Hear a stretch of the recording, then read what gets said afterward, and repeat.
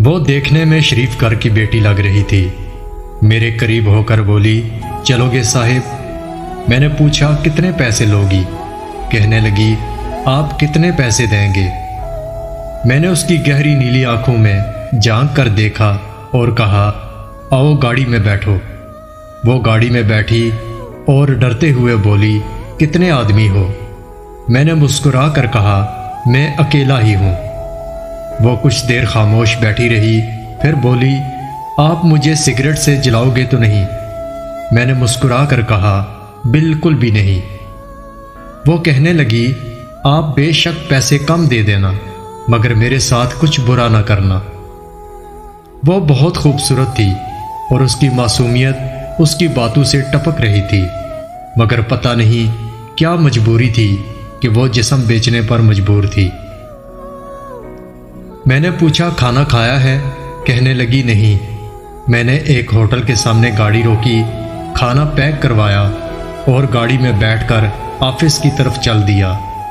رات کے 11 بج رہے تھے، سب اپنا کام کر رہے تھے، مگر وہ مسلسل میری طرف دیکھ رہی تھی۔ میں نے کھانا پلیٹ میں ڈالا، اسے کہا، ہاتھ دھو لو۔ وہ کہنے لگی، مجھے نہیں کھانا۔ میں نے پیار سے کہا، ڈرو نہیں، تمہیں کچھ نہیں ہوگا۔ وہ ہاتھ دھو کر آئی، میرے سامنے کرسی پر بیٹھ کر کھانا کھانے لگی۔ جب کھانا کھا لیا تو جو کھانا بچ گیا، کہنے لگی، میں یہ گھر لے جا سکتی ہوں؟ میں نے مسکرا کر کہا، بالکل بھی نہیں۔ وہ چپ ہو گئی۔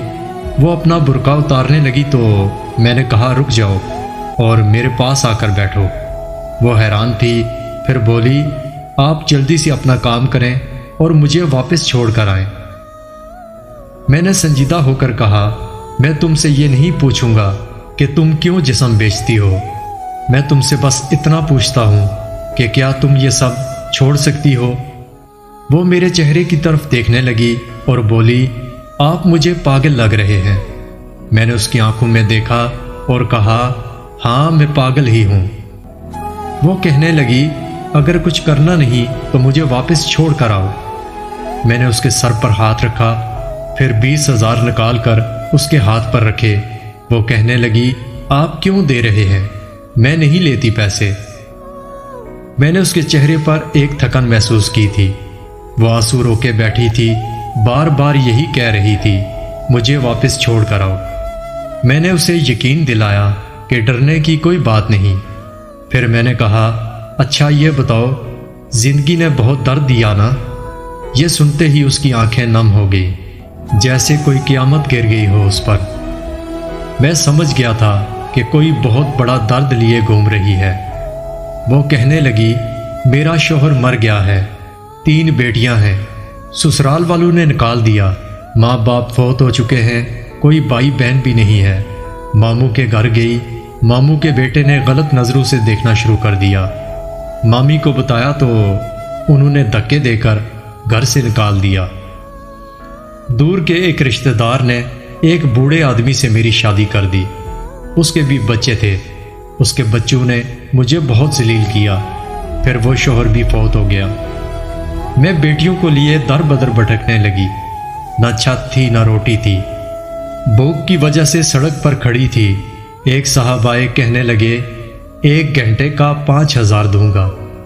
نہ چاہتے ہوئے بھی ماں کی ممتا حالات کی ستائی ہوئی کیا کرتی، آخر چل دی۔ اب ہر روز جسم بیچتی ہوں، کرائے کا گھر لیا ہے، بیٹیوں کو اکیلا چھوڑ کر آتی ہوں۔ کیا کروں، بہت سوچا خودکشی کر لوں، لیکن بیٹیوں کو دیکھ کر ہمت نہیں ہوتی۔ وہ روئے جا رہی تھی، میں زمانے کی بے حسی محسوس کر رہا تھا۔ میں نے اس کے سر پر ہاتھ رکھا اور کہا، آج سے میں تمہارا بھائی ہوں، آج سے تم اپنی بیٹیوں کے ساتھ میرے آفس کے اوپر والے روم میں رہو گی۔ وہ یقین نہیں کر پا رہی تھی۔ میں نے اسے گاڑی میں بٹھایا اور اس کے گھر چلا گیا۔ بیٹیاں سوئی ہوئی تھی، بہت پیاری تھی۔ وہ مسلسل روئے جا رہی تھی اور کہتی، آپ انسان نہیں فرشتہ ہیں۔ وہ دعائیں دینے لگی۔ میں انہیں آفس لے آیا۔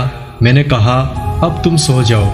میں اپنے آفس روم میں گیا، میرے سامنے سے وہ چہرہ گزرا جو ایک لڑکی اپنے شوہر سے جھگڑا کر رہی تھی، اسے کہہ رہی تھی مجھے طلاق دو، تمہیں میری قدر نہیں۔